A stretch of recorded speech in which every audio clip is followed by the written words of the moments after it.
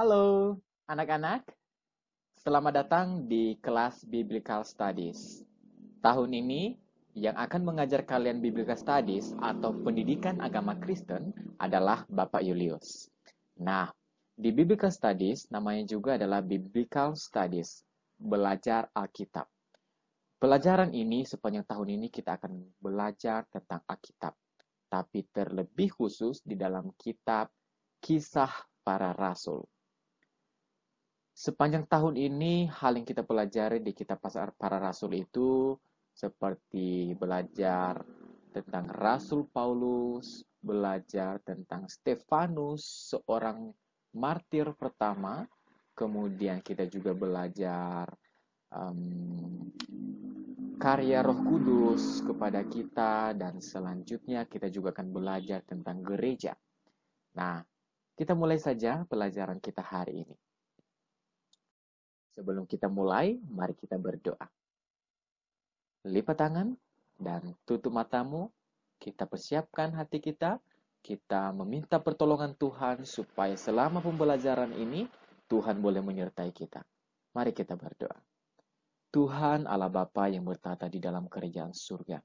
Kami sungguh bersyukur Tuhan buat pagi hari ini. Kami boleh diberikan satu lagi kesempatan untuk boleh belajar tentang firman Tuhan di pelajaran Biblical Studies. Tolong kami Tuhan Yesus sepanjang pembelajaran ini, supaya firman-Mu yang boleh kami dengar, boleh tertanam di dalam hati kami, dan kami boleh menjadi pribadi-pribadi yang boleh terus bertumbuh, semakin mengasihi Tuhan, semakin mencintai Tuhan. Terima kasih Tuhan Yesus. Dalam nama Tuhan Yesus kami berdoa dan bersyukur. Amin. Baik, kalau begitu kita akan mulai pelajaran kita. Kita akan mulai dalam apa yang akan kita pelajari pada hari ini. Khusus untuk hari ini yang akan kita pelajari adalah yang pertama, yaitu pengenalan kitab Kisah Para Rasul. Kita akan mengenal secara ringkas saja tentang Kisah Para Rasul, siapa penulisnya.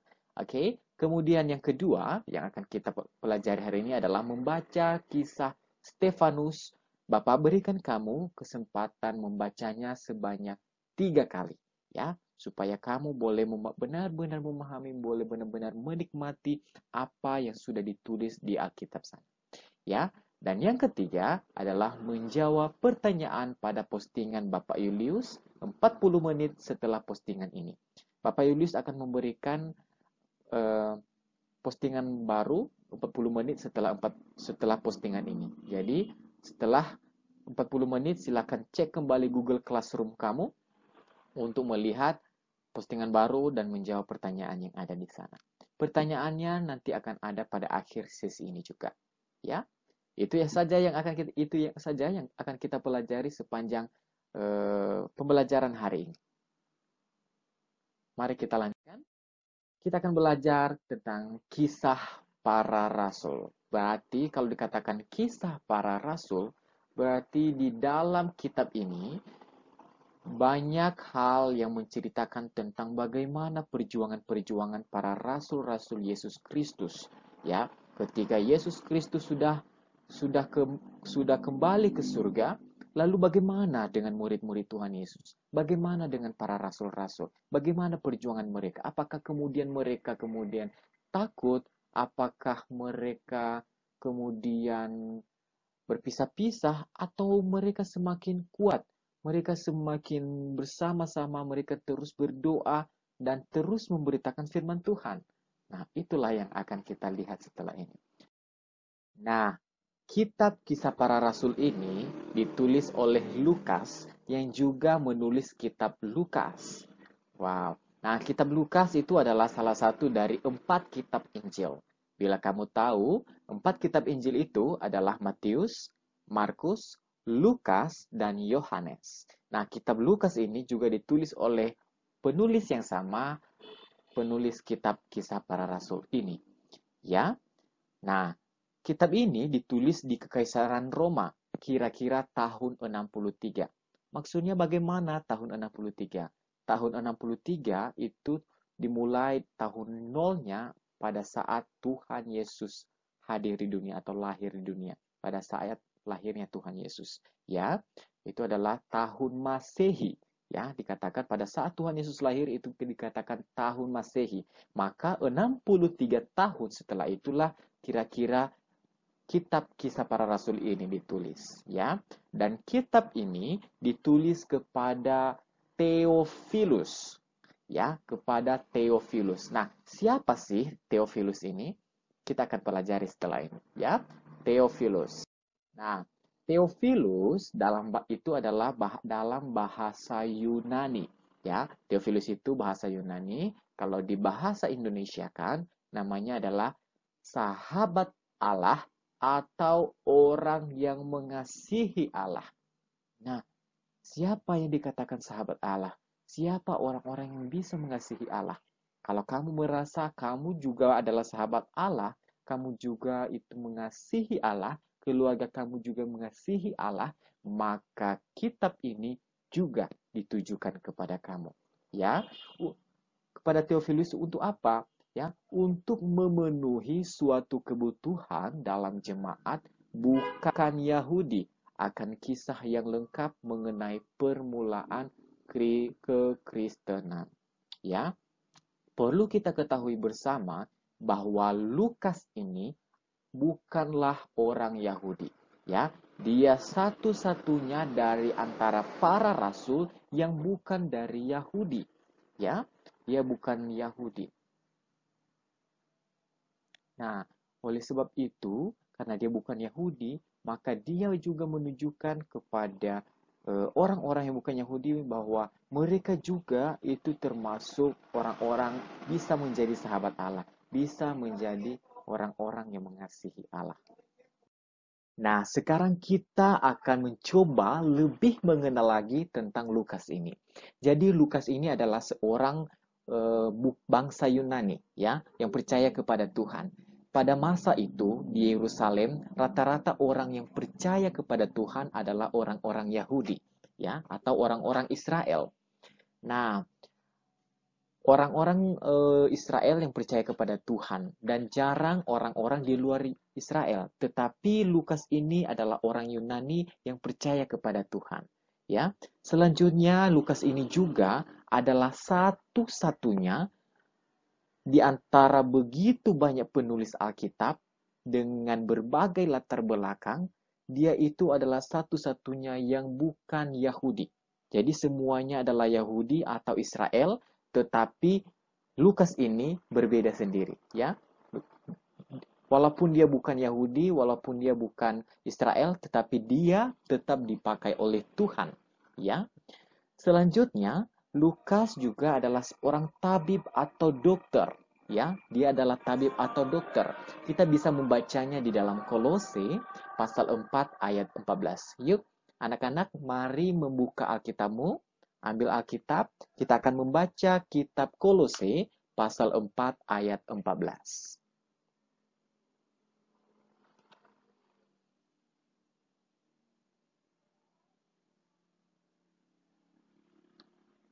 Baik, kitab Kolose pasal 4 ayat 14. Bapak akan membacakan untuk kamu. Ya. Kolose pasal 4 ayat 14. Salam kepadamu dari tabib Lukas yang kekasih dan dari Demas. Ya. Jadi di dalam Alkitab pun sudah dituliskan bahwa Lukas ini berasal atau memiliki latar belakang sebagai seorang dokter. Nah, Lukas ini juga adalah seorang teman sekerja Paulus yang setia. Kita tahu dari mana bahwa dia itu adalah rekan sekerja Paulus yang setia. Yuk, mari kita membuka kitab 2 Timotius pasal 4 ayat 11.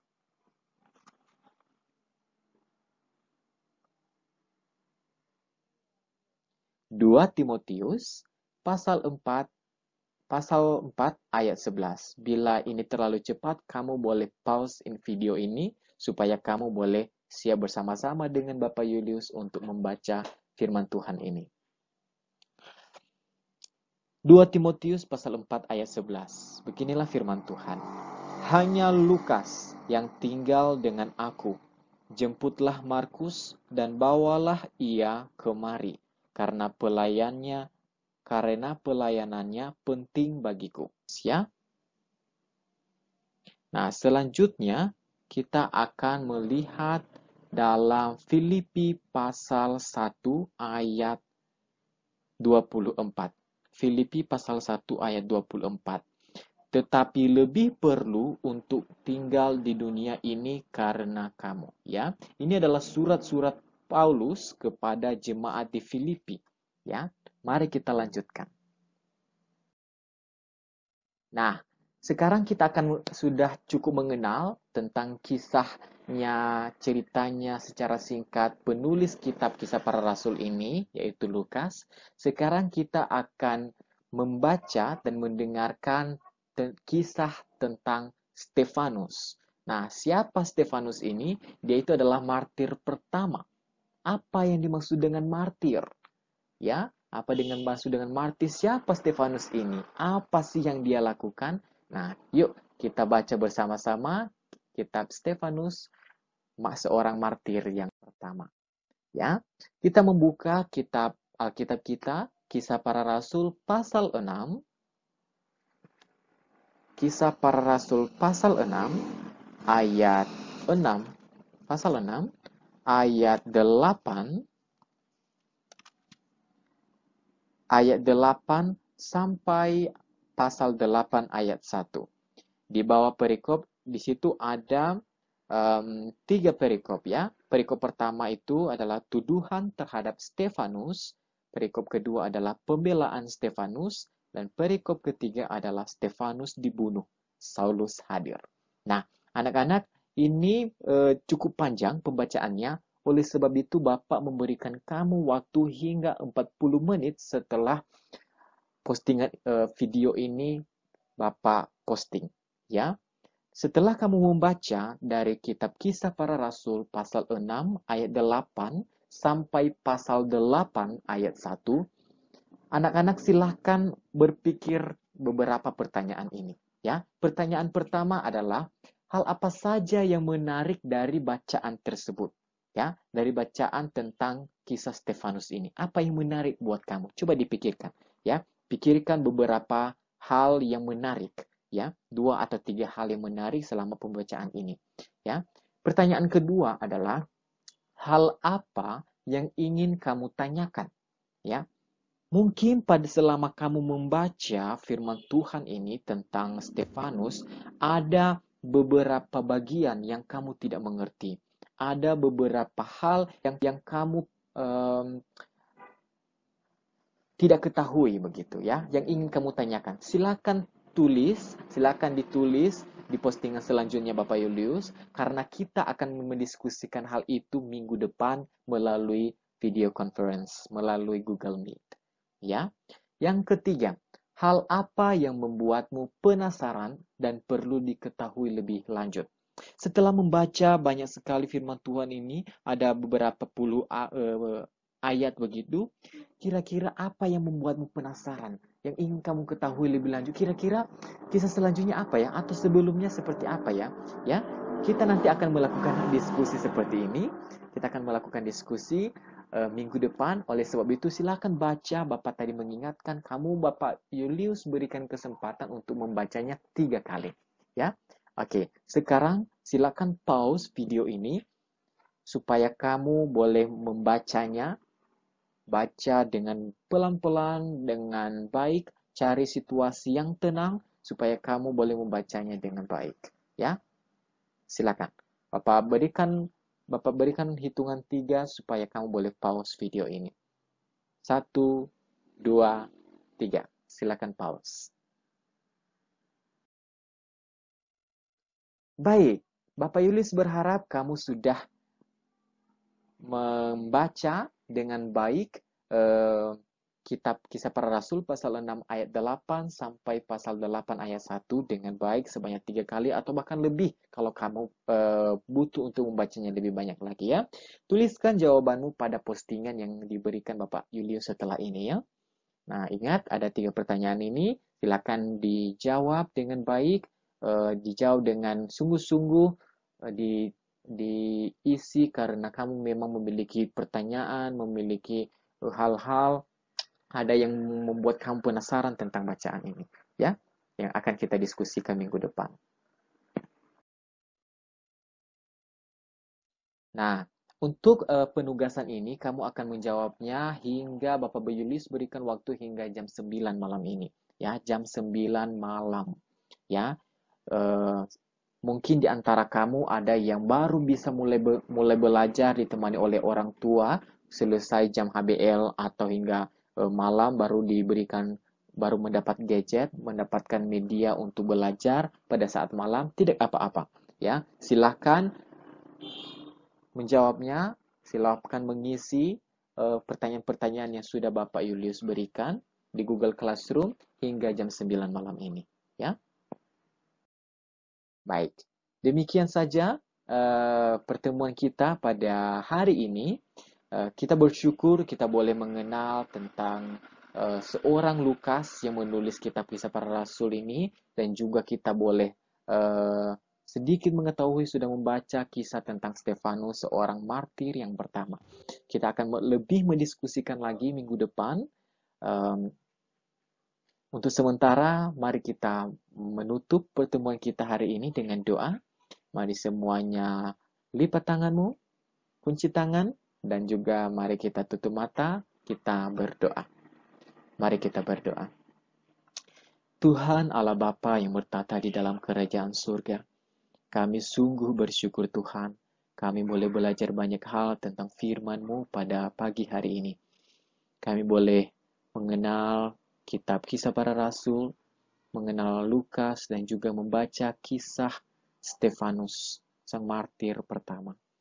Tuhan Yesus, biarlah kami terus mengingat apa yang boleh kami pelajari hari ini, sehingga dari apa yang kami pelajari, apa yang masih membuat kami penasaran, kiranya Tuhan kami terus menggumulinya, sehingga ketika kami boleh diskusi minggu depan, kami boleh mendiskusikan dengan baik, kami boleh memiliki pengetahuan-pengetahuan baru yang membawa kami untuk semakin lebih dekat kepada Tuhan. Terima kasih Tuhan Yesus. Inilah ucapan syukur kami. Sebentar lagi kami akan masih melanjutkan pembelajaran kami. Mohon Tuhan terus memberkati kami. Amin. Baik, sampai jumpa minggu depan di pelajaran Biblical Studies. God bless you.